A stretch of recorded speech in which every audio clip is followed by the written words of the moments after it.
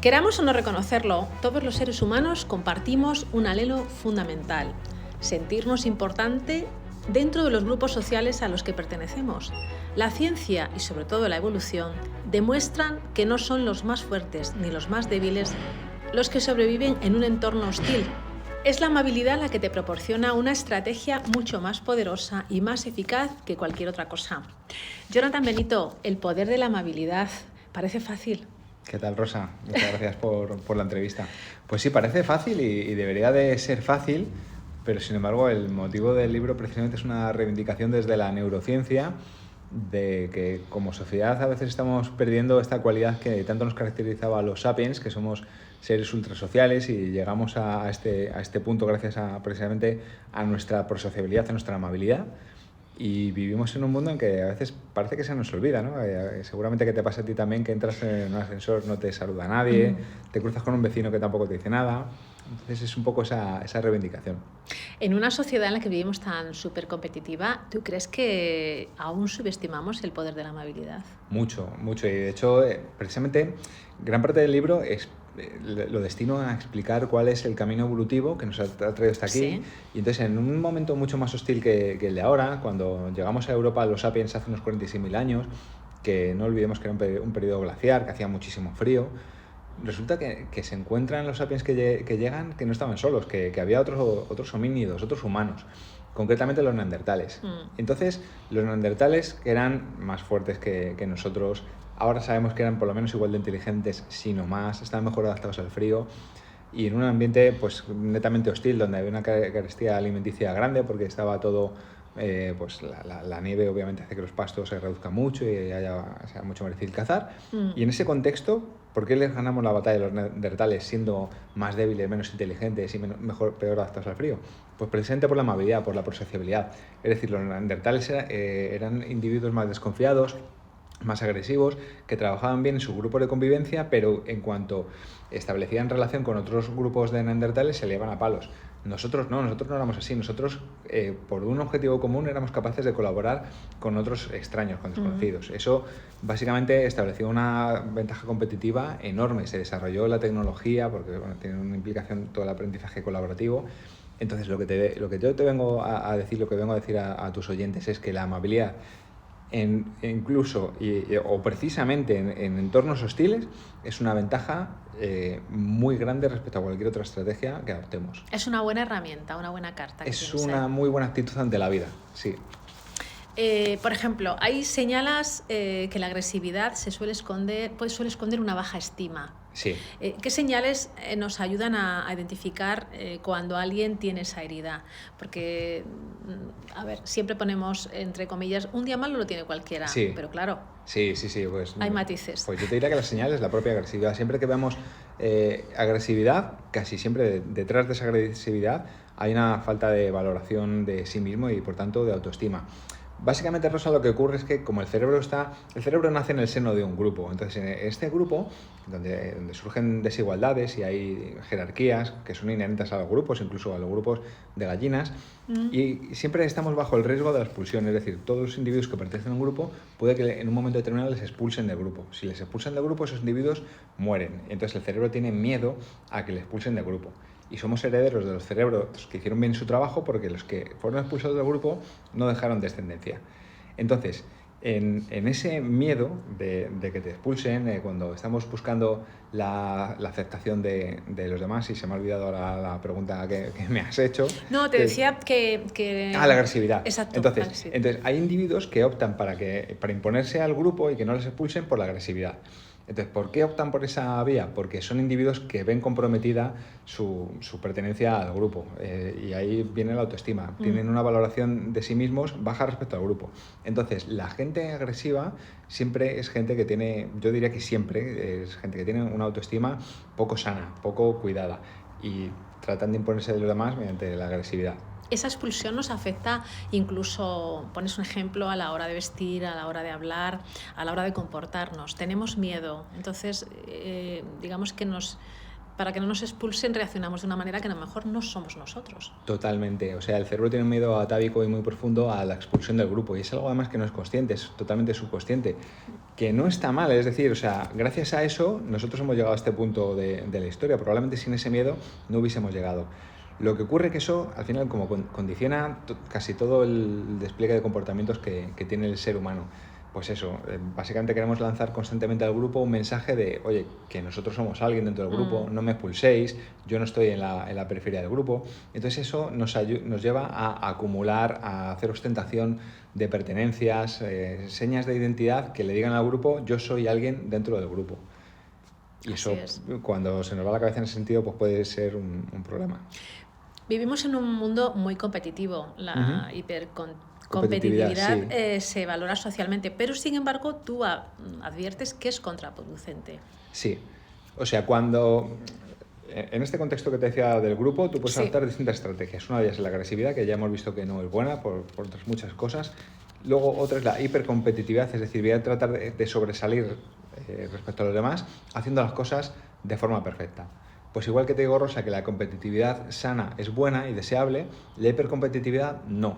Porque al final la hipercompetitividad lo que despierta en los demás es recelo, es resentimiento, porque normalmente esa gente va muy, muy al filo de la moralidad. Simplemente jugando a las cartas con una persona que sea hipercompetitiva, ya vas a ver que hay algo aquí que no funciona bien. Es verdad, hay gente que el juego, aunque no te juegues nada, sí. O sea, no puede perder a nada. Y ya no te digo en el trabajo. Bueno, mucho más. Sí. Hablamos de prosociabilidad.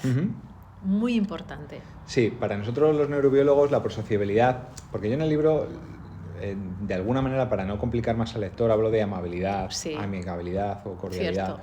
Pero nosotros hablamos de prosociabilidad, que va un punto más allá. Aparte de estas características que hemos hablado, es básicamente interactuar de una forma positiva con los demás, establecer relaciones de cooperación, de colaboración. Eso sería la prosociabilidad. Eso sería. Porque una sonrisa tiene tanto poder, más que a veces una palabra. Yo diría que la sonrisa es el arma de inteligencia social más poderosa que hay y tiene mucho poder por distintos motivos, que activa neuronas espejo en la persona que la recibe. Para nosotros es muy poderosa porque también la retroalimentación facial hace que nuestro cerebro se dé cuenta de que somos felices y nos hace estar felices, pero sobre todo, si me tengo que quedar con una cosa, es porque en este miedo que tiene el cerebro de la expulsión del grupo, cuando recibe, tú piensas que es que el cerebro vive con ese miedo constante, esa subrutina mental está encendida de forma perenne. Cuando recibe una sonrisa, el mensaje que recibe es el de aceptación, es, ojo, yo no te voy a matar, yo te acepto en mi grupo, te puedes estar tranquilo. De hecho, os habrá pasado a todos, que en un momento, nos ha pasado a todos, que en un momento determinado estás ante una persona ciertamente hostil, que estás intranquilo, de repente esa persona sonríe y tú te relajas, es como, vale. Sí. Es eso, es el cerebro obteniendo ese mensaje de aceptación. Es casi como cuando es casi una reacción animal, voy a decir no racional, aunque no me gusta, entre dos animales. Sí. Cuando un animal mueve el rabito al otro, hay esa comunicación de gestos. Totalmente. Lo que está haciendo es decirle, oye, soy tu amigo. Efectivamente, justo. Mira, nunca había visto ese símil, pero efectivamente es exactamente eso.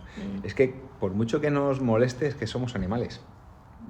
Sí, a mí no me molesta en absoluto. Es que el día que no seamos animales será un problema. Sí. Sí, bueno, eso te digo que animales no racionales a mí no me gusta del todo, pero sería otra conversación. Pero estoy contigo, soy animal y me gusta serlo. Sí.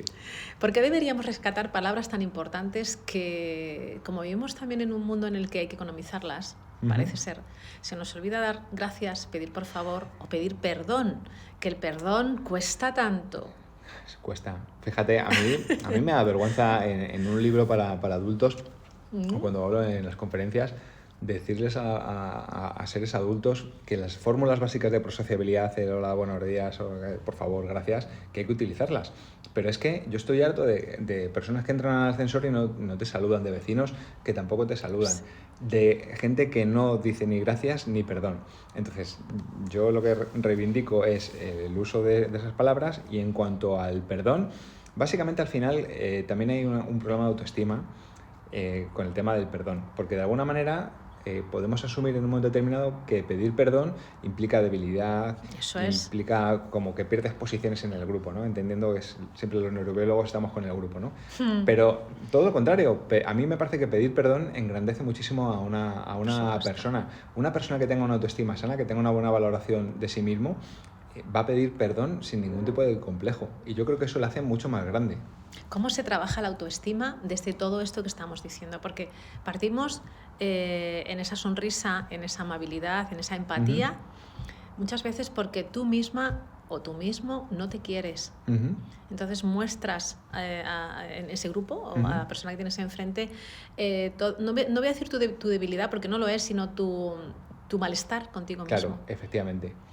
Claro, pues yo lo que diría, Rosa, es para salir de ese bucle de retroalimentación negativa, sí, que te lleva, pues eso, a cada vez tener peor valoración de ti, cada vez mostrar tu peor versión frente a los demás y recibir la peor versión, pues salir de ahí con amabilidad, con prosociabilidad.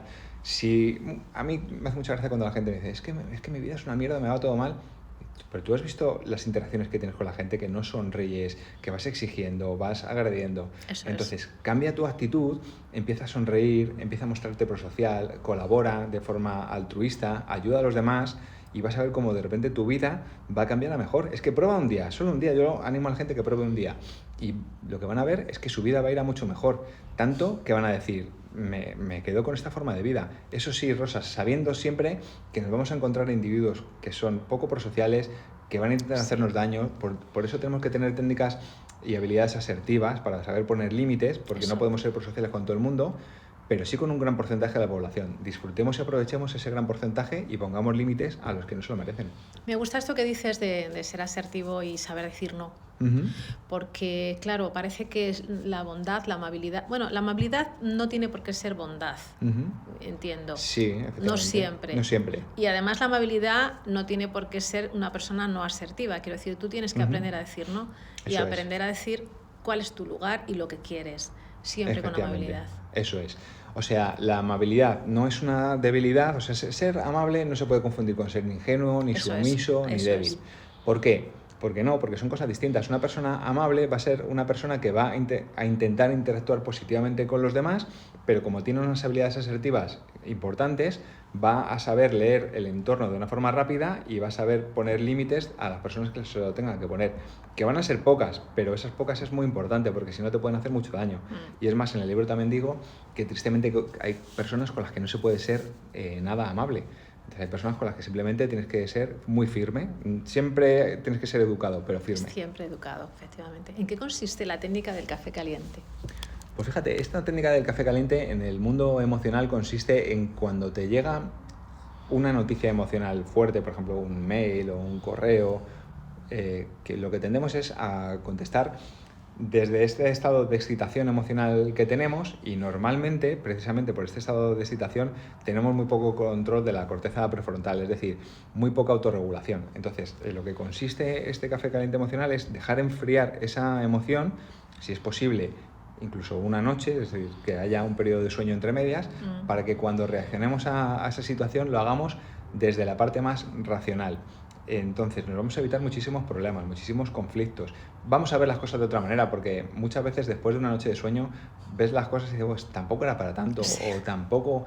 Entonces yo lo que animo a la gente es que no reaccione de forma inmediata, que si no te puedes contener, que escribas ese mail, pero que no lo llegues a mandar. Haz tu descarga emocional, pero no la líes. ¿Eso sería una forma de fortalecer el autocontrol? Sí, sería una forma además de entrenar el autocontrol. Yo lo que digo a la gente es, vale, no eres capaz... Tienes que responder, responde, no lo envíes y poco a poco vas a autocontrolarte y vas a descubrir que es mucho mejor. Entonces una forma de autocontrol es esa, efectivamente. Sí, porque tendemos a contestar, incluso dejamos lo que estamos haciendo y tendemos a contestar inmediatamente y luego dices, ¿dónde vas? Voy a ponerle un emoticono porque esto va a suavizar un poquito el mensaje. Mira, joder, acabas de decir una cosa súper importante, los emoticonos, porque claro, el lenguaje escrito es un problema. Y los WhatsApp es un problema doble porque encima hay una economía ahí del lenguaje y del tiempo. Entonces, a veces los emoticonos te pueden evitar un conflicto. O sea, simplemente una sonrisa después de una frase que tal hace que la otra persona emocionalmente se rebaje mucho y tenga, porque es como una muestra de humildad, ¿no? Decir, vale, que no hay tensión emocional asociada a esto. Si duermes más, puedes ser más amable. Sí, lo que es, pues, lo que seguro que si duermes menos eres menos amable. Entonces, porque cuando dormimos menos, que fíjate, Rosa, que no es decir, es que es dormir 4 horas, no. Simplemente quitándole 1 hora de sueño al día, que es muy fácil, cuando te pongas a ver Netflix un poquito, le quitas 1 hora de sueño. Leemos peor las emociones de los demás, somos más irascibles, tenemos menos tolerancia y tenemos menos capacidad de colaborar con los demás, como demostró Matthew Walker, un investigador de Berkeley. El sueño creo que es uno de los problemas que ocupa a la mayoría de nosotros. Sí, porque vivimos vidas con tiempos muy ajustados, queremos llegar a todos los sitios, tenemos que hacer deporte, tenemos que leer, tenemos que tal. Entonces al final, como tenemos tantos cuando llegas a casa y tienes un rato para dedicarte a ti y a relajarte, resulta que es la hora de dormir. Entonces, muchas veces por este motivo le quitamos horas al sueño. Sería importante, me pongo en mi papel, conseguir dejar la mente en blanco. Dejar la mente en blanco es una actividad muy recomendable. O sea, es difícil porque la mente siempre tiene lo que se llama el sistema neuronal por defecto encendido, y se llama el sistema neuronal por defecto porque es el que está encendido. Entonces va del pasado al futuro con los y si tengo un cáncer, y si mi hijo tal, y el pasado. ¿Cómo no le dije tal cosa? Entonces, cuando utilizas técnicas como por ejemplo, de meditación, lo que haces es parar el sistema neuronal por defecto. No solo además mientras estás meditando, sino que aprendes, te entrenas a pararlo en otras situaciones y eres mucho más feliz porque no rumias pensamientos negativos, porque la mente además no está rumiando cosas positivas. Tú no estás diciendo que bien me lo pasé en la cena del otro día, y al cabo de un rato, que bien me lo pasé en la cena del otro día. No, siempre son cosas negativas. Así es, y entonces, no consigues. Si eso lo evitas, vas a ser más feliz. Dejas muy claro en el título del libro que la amabilidad no es una debilidad, es un poder. Es un poder. Bien. Sí. ¿Cómo lo alimentamos? Pues practicándolo. O sea, es que cualquier persona que empiece a practicar, tú es que eres amable, entonces a lo mejor no te das cuenta de ello. Pero las personas que no son amables, si de repente cambian el chip y empiezan a ser amables, van a descubrir que tienen un auténtico poder sobre los demás y sobre ellos mismos. Anda, de repente la gente me trata bien, tengo el poder de que la gente me trate bien. Claro, tienes el poder ese y no lo has puesto en práctica hasta ahora. Entonces, yo creo que lejos de una debilidad, lo que va a experimentar la gente es un poder con el cual van a relacionarse de una forma mucho más positiva con su entorno. Tiene que ver también con que se ha de vivir el momento, que está ahora, no sé si está muy de moda, pero creo que es una de las cosas que tampoco acabamos de darnos cuenta, que la vida es esta, que hay que disfrutarla. En ese disfrute hay alegría, y en esa alegría hay esta interconexión que tenemos nosotros, ese intercambio, y lo vas a contagiar. Sí. O sea, yo creo efectivamente, como tú dices, la vida es esta, no hay una segunda oportunidad. Yo creo que cuando vamos cumpliendo años cada vez somos más conscientes, y que efectivamente al final, mira, yo estuve a punto de morirme con el COVID, y una de las cosas que experimenté fue en un momento determinado estar en la cama pensando que a lo mejor no había mañana. Entonces en ese momento lo que te das cuenta que lo más importante de la vida son las interacciones que has tenido con las personas. Da igual lo que hayas hecho o lo hayas dejado de hacer en el trabajo. Da igual lo que hayas acumulado o dejado de acumular, importan las interacciones con las personas, porque es al final lo que nos llevamos. Entonces, yo lo que diría que efectivamente intentamos vivir el presente con responsabilidad, pero sobre todo intentando que las interacciones con los demás sean lo más positivas posibles para ellos y también para nosotros. Que te lo llevas tú. Te lo llevas tú el primero. Que te lo llevas tú el primero. La amabilidad es una estrategia win-win, todo el mundo gana con ella. Efectivamente. Sí. Hablas también, es importante, que ser amable te va a ayudar a vivir más. Sí, sin ningún género. Una buena clave. Sin ningún género de dudas, por muchos motivos. Simplemente, por resumir uno aquí para tus oyentes, diría: una persona que establece una actitud ante la vida de agresividad va a vivir constantemente con amenazas, con posibles venganzas, es decir, estresada. Una persona agresiva es una persona estresada. El estrés te lleva a pocos lados buenos. Todos hemos oído hablar del cortisol, pero probablemente hemos oído hablar poco del fibrinógeno. El fibrinógeno es una molécula que se segrega en periodos de estrés porque el cuerpo entiende que cuando tiene un periodo de estrés es que hay un potencial peligro, puede haber una herida, y ante ello lo que hace es segrega fibrinógeno buscando heridas para que se taponen y no nos desangremos. Lo que no se imaginaba la evolución es que iba a surgir un ser anormal que se estresase por situaciones que no generaban peligro y que cuando el fibrinógeno sale no encuentra ninguna herida y el fibrinógeno lo que hace es lo que sabe hacer coágulos y pues puede producir infartos, puede producir ictus, etc. Una persona que sea amable no va a tener esos periodos de estrés y va a vivir mucho más. Por esto y por otras muchas cosas que no me da tiempo a explicar, así que sin ningún género de que están dudas. en el libro. Sí. ¿Cómo leemos el libro? Pues yo creo que sí que es un libro que es importante que se siga el orden de lectura, igual que hay otros libros que, por ejemplo, Redefine Imposible, yo creo que te lo puedes leer de distintas maneras. Sí. Este yo creo que no, porque tiene un contexto evolutivo que es muy importante entender, poder internalizar para poder saber interpretar bien el resto del libro. Bien, y sobre todo, yo diría, Rosa, con una mente abierta, de verdad. Sí, estoy contigo. Con una mente abierta. Estoy contigo. Pues el poder de la amabilidad. Un placer, Jonathan. Pues muchas siempre. gracias, Rosa. Gracias a ti. El placer es mío.